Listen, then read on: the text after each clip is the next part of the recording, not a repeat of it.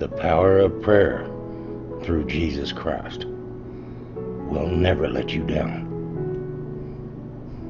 As it has been shown in the past, there were always tribulation. Our ancestors seem to have gotten through that tribulation. After all, we are here. That's got to count for something. We can't let them down, nor our children. We all know that these events have been going on for a lifetime.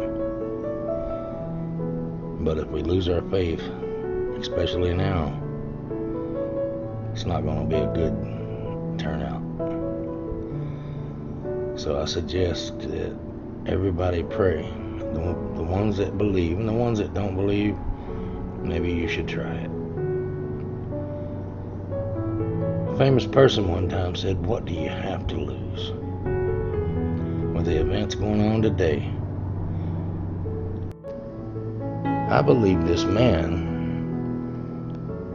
seen the playbook. I don't believe he had like a premonition or nothing like that to look into the future. 57 years later, I think it's been a handbook the whole time. I think that after each sentence that he reads out loud, put a picture in your own head instead of having a montage to wake up sleepers. Maybe they just need a little nudge from the past. If I were the devil, if I were the prince of darkness, I'd want to engulf the whole world in darkness, and I'd have 1/3 of its real estate and 4/5 of its population, but I wouldn't be happy until I had seized the ripest apple on the tree.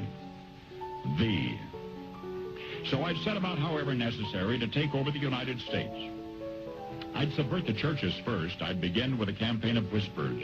With the wisdom of the serpent, I would whisper to you as I whispered to Eve, "Do as you please." To the young, I would whisper that the Bible is a myth.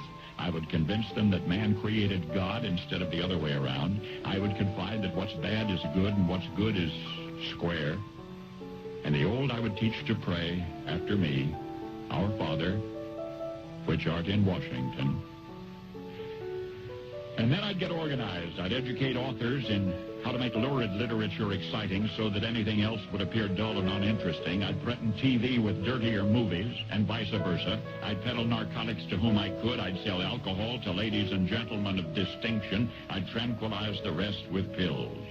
If I were the devil, I'd soon have families at war with themselves, churches at war with themselves, and nations at war with themselves, until each in its turn was consumed. And with promises of higher ratings, I'd have mesmerizing media fanning the flames. If I were the devil, I would encourage schools to refine young intellects, but neglect to discipline emotions. Just let those run wild. Until before you knew it, you'd have to have drug-sniffing dogs and metal detectors at every schoolhouse door. Within a decade, I'd have prisons overflowing.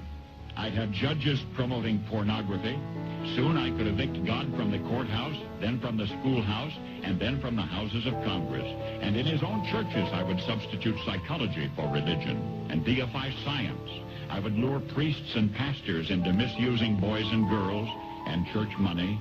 If I were the devil, I'd make the symbol of Easter an egg and the symbol of Christmas a bottle. If I were the devil, I'd take from those who have and give to those who wanted until I had killed the incentive of the ambitious. And what'll you bet? I couldn't get whole states to promote gambling as the way to get rich. I would caution against extremes in hard work, in patriotism, in moral conduct. I would convince the young that marriage is old-fashioned, that swinging is more fun, that what you see on TV is the way to be. And thus I could undress you in public, and I could lure you into bed with diseases for which there is no cure. In other words, if I were the devil, I'd just keep right on doing what he's doing.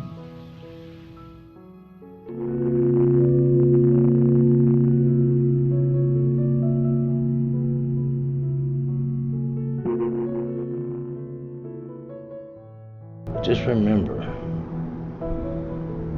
you can't give up. You can't lose hope. Everything's going to be okay. It'll all come to pass, just as we'll hear and we've seen. To all you all out there that are listening, Godspeed.